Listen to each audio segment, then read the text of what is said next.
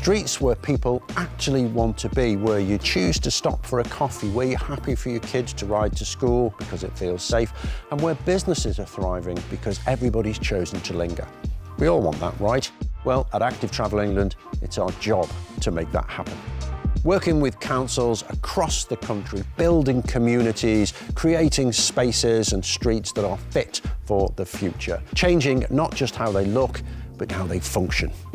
This September, we're launching a major new conference, Making Active Places 2026, at Manchester's Aviva Studios.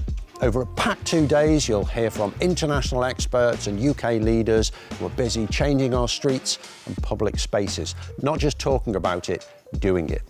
You'll gain practical insight that you can use in weeks, not years. You'll get 10 hours of CPD, and you'll be able to step outside and see some of Greater Manchester's most successful regeneration projects firsthand. You'll hear what's changing, what's working, what's coming next. 2 days, one national conversation. This is where the change starts. Join us in Manchester this September.